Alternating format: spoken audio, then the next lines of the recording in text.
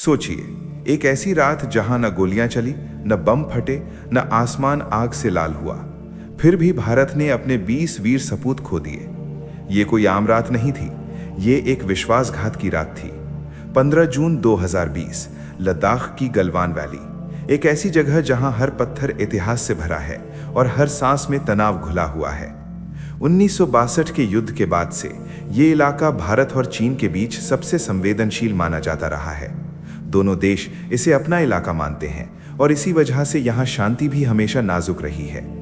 2020 में जब पूरी दुनिया कोरोना के डर से घरों में कैद थी, तब गलवान वैली में कुछ और ही चल रहा था। चीन ने चुपचाप इस इलाके में अपने टेंट और पोस्ट खड़े करने शुरू कर दिए। ये सीधा सीधा दोनों देशों के बीच हुए समझौतों का उल्लंघन था। भारत ने टकराव नहीं चुना, बातचीत हुई, मीटिंग्स हुई और तय हुआ कि दोनों देश अपने अपने सैनिक पीछे हटाएंगे ताकि शांति बनी रहे। लेकिन ये शांति ज्यादा देर टिक नहीं सकी। चीन ने एक बार फिर वादा तोड़ दिया और गलवान वैली में एक ऐसी जगह पर टेम्परेरी पोस्ट बना दी जहां उनका होना ही अवैध था। उसी वक्त ड्यूटी पर थे कर्नल बिक्कू मल्ला संतोष बाबू, 16 बिहार रेजिमेंट के कमांडिंग ऑफिसर, एक शांत, संतुलित और साहसी लीडर जो मानते थे कि हर समस्या का हल बातचीत से निकल सकता है। 15 जून की शाम उन्होंने फैसला किया कि वो खुद जाकर चीनी सैनिकों से बात करेंगे। उनके साथ करीब 35 से 40 जवान थे।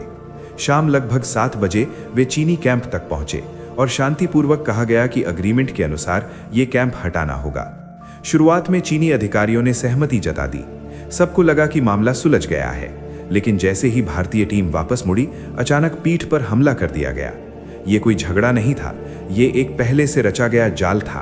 अंधेरी रात, संकरी घाटी और चारों तरफ दुश्मन। LAC पर नियम था कि कोई भी फायर वेपन इस्तेमाल नहीं करेगा, लेकिन चीन ने इसका फायदा उठाया। उनके पास लोहे की रॉड्स थीं जिन पर नुकीले कांटे लिपटे हुए थे। पत्थर, डंडे और लोहे की रॉड्स से मौत बरसाई जाने लगी, लेकिन भारतीय जवान पीछे नहीं हटे। नंगे हाथों से उन्होंने दुश्मन का सामना किया। कर्नल संतोष बाबू सबसे आगे थे। उन्होंने खुद चीनी कमांडर को घायल किया और अपने जवानों से कहा, ये हमारी मिट्टी है, इसे कोई छीन नहीं सकता। इसके बाद 3 घंटे तक अंधेरे में जज्बे और हैवानियत की लड़ाई चली। लद्दाख की ठंडी नदी खून से लाल हो गई। भारतीय जवान अपने भाइयों को गिरते हुए देख रहे थे, लेकिन किसी ने पीठ नहीं दिखाई। चीन ने सोचा था कि वो एक छोटी टुकड़ी को आसानी से हटा देगा, लेकिन उस रात उन्हें भारतीय सेना का असली चेहरा दिखा। भारत के 20 जवान शहीद हुए, जबकि चीन के 40 से ज्यादा सैनिक या तो मारे गए या नदी में बह गए। हालांकि चीन ने कभी सटीक आंकड़े स्वीकार नहीं किए। कर्नल संतोष बाबू रात करीब 9 बजे तक लड़ते रहे। अगले दिन जब उनका शरीर मिला तो वो जख्मों से भरा हुआ था, लेकिन उनके हाथ में अब भी लोहे की वही रॉड थी जो गवाही दे रही थी कि वो आखिरी सांस तक लड़े। ये सिर्फ एक क्लैश नहीं था, ये एक संदेश था।